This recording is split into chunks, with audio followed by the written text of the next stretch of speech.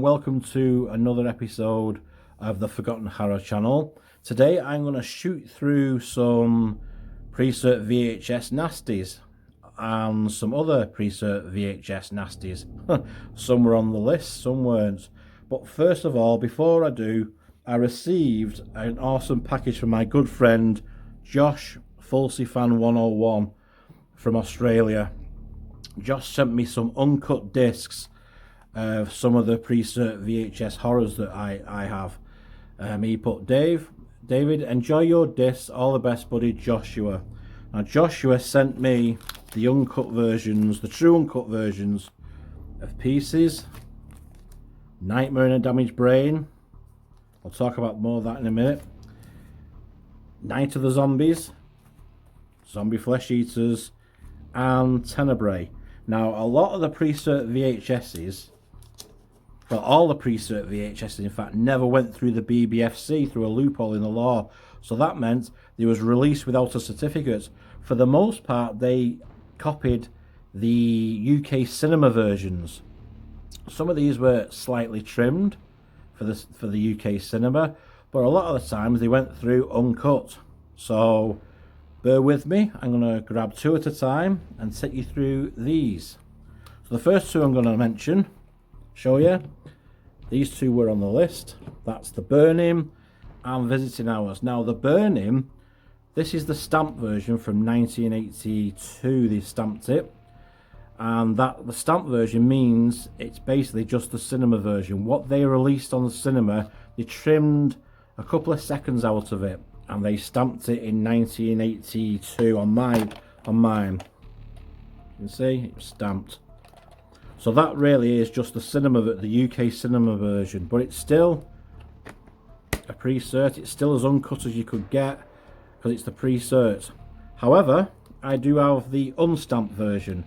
The unstamped version was released to the horror of Thormy MI. It was released uncut. So I do have that unstamped version, but for today I just grabbed one of the copies and it was the stamped version. So that's the cinema version. The second, this one, Visiting Hours. This was also on the list. This become a nasty as well. Visiting Hours. Must admit, there was a scene in The Burning that reminded me of Visiting Hours. Maybe I've subconsciously put these two together. This is based obviously in a hospital, but the hospital scene of The Burning always reminds me of Visiting Hours. So that's them two. Now this one, these two, Nightmares and Damaged Brain, one that Josh sent me, I'll talk about in a minute. But this one, this is probably the worst condition VHS that I've got. This one, Last House on the Left. I'm not a huge fan of the film. It's very, very notorious. But this one is in very, very poor condition. This was found out of its box. It's been out of its box for 40 years. Mould on the tape. It is in a nasty, nasty condition. That's probably the worst condition of all my tapes. I would never dream of putting that in a VHS player because it would just break the heads. So that's Last House on the Left. That's notorious.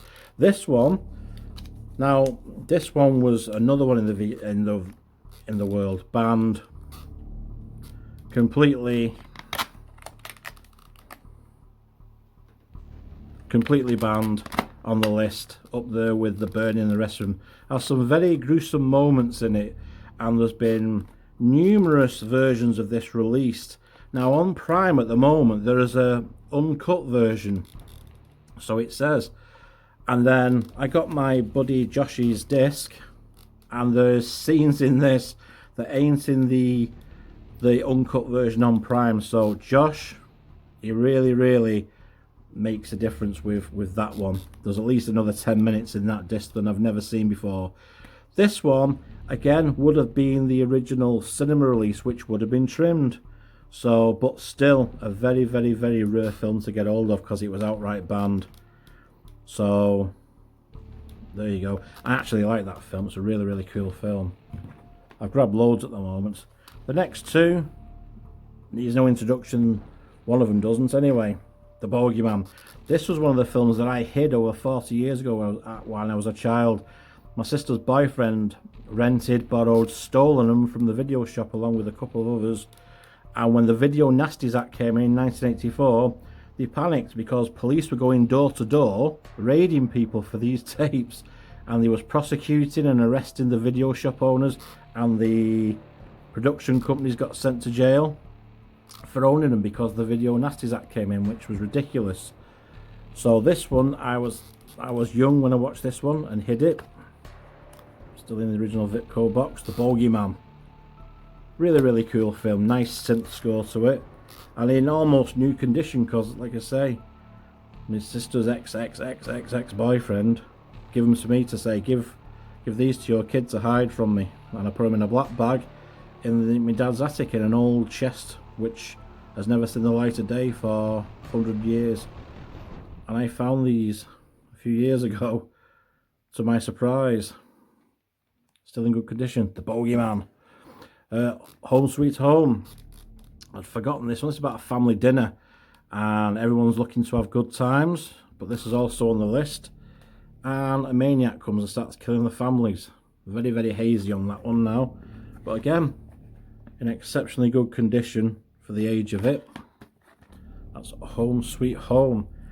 Next to, well, Revenge of the Bogeyman and the Basket Case. Well, we all know Basket Case, but Revenge of the Bogeyman, I was actually in the video shop when this got released. It went straight to the counter. They went, thank you very much, and it went straight under the counter because it was automatically on the banned list. So Revenge of the Bogeyman I bought, and it's virtually brand new. Look at the condition of this, folks. It's virtually brand new. I think it might have been watched once, maybe twice. It's in such good condition, this. It's virtually brand new. Not a best film at all. It's basically a rehash of the first one. But there we go. That's Revenge of the Bogeyman. Basket Case. Who doesn't love Basket Case? The first one, anyway. I had to pick up that one when I saw it. It's still in the original Palace Theatre box. And again, another nice clean example. Not sure whether that was on the list somewhere. Maybe. Now, two that were on the list. One of them definitely was on the list. I Spit on Your Grave and Dead Kids. Watched that one recently on Prime as well. And a lot of these films get a really, really bad rap because they're not as bad as what they all made out. But they are what they are. This is one of my prizes in my collection. I'm not a fan of rape, torture films at all, but this one brings back so many memories. There was so much outcry over this one, and this is still cut in the UK today. You will never ever get this one and a couple of others uncut in the UK, no matter what edition it is. They will never release this uncut today because the BBFC today has said any cruelty towards children, animals and women is a no-no, even to this day. So you have to go to other countries to get an uncut version of this. This is the uncut version, still in its Astrovision box. There is the pre-cert, the only version in England that was uncut. And yes, this was another one that I hid in the attic with the Bogeyman at the time. Dead Kids, again another classic film on the list. Brilliant film. Not half bad, but nowhere near as horrible as people would think. Some of them were quite gruesome. These two are quite rare. Drops of Blood and Honeymoon Horror. Both of these have never been re-released again. This one's a pretty well. It's an old one from the 60s, this. I think Women of the Mill or something it was called. But I remember it as Drops of Blood. And the cover is quite creepy. Just the cover alone. Nice condition though for the age. If we just open the cover, it's it's quite a creepy looking cover. Great film though. And this one, Honeymoon Horror. When I was a kid, I got this. One of my sister's friends said that they thought this was Jason, obviously the killer from Friday the 13th. But it obviously wasn't because they were watching Friday the 13th Part 2 at the time, and also this one. Honeymoon Horror. Never been released again. So that's them two rarities. Now, Let's see this one. Mausoleums, another one. Let's have a look. What's this? Snowy picture, white lines. Please use the tracking control. That takes me back. And anybody remembers anything about VHS players, the tracking control never really did much justice. You could spend ages fiddling with, twiddling, trying to get a picture to make the snowy picture or the rolling picture go. And it makes me laugh today when I hear people going on about 4K UHD pictures not being the best or 4K transfers not being the best. Well, I'm sorry, they'd probably lose their mind after watching a VHS for 20 minutes and seeing nothing but snow and rolling picture and gibbery sound. So be thankful of your grainy 4Ks. And the last two that I'm going to show you are very notorious. Cannibal and Cannibal Holocaust. Well, what can we say about these? These two defined the genre. The first found footage film right there, and that was his first attempts. Certificate X's, both of them. This was another one that I stored in the loft along with I Spit in Your Grave and The Bogeyman. Now that again will never be uncut in the UK again, ever. This was the cinema release, which might have been trimmed, but I'm not sure. It's been that long since I've seen it. I don't care to watch that film that much because of said animal cruelty, and there's some strong stuff in there.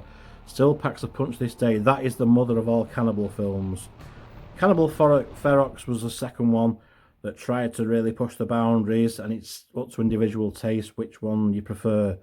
But me, that's the one for me. This one wasn't a decent one. I always remember these covers, though. These covers are classics. Should do a video just on VHS covers. 1981. DAV? Dave, yeah. Classic. And Cannibal Holocaust. Again. Covering okay, but again it was found out of its box, so the label's a little bit nasty, but over 40 years, what do you expect? So anyway, that was my quick vid. Hope you enjoyed it. I'll probably do more of these in the future, depending on the response. So let me hear your thoughts, people, on whatever we've seen today. And don't forget, check out Josh Fulty Fan 101. See you again soon, guys.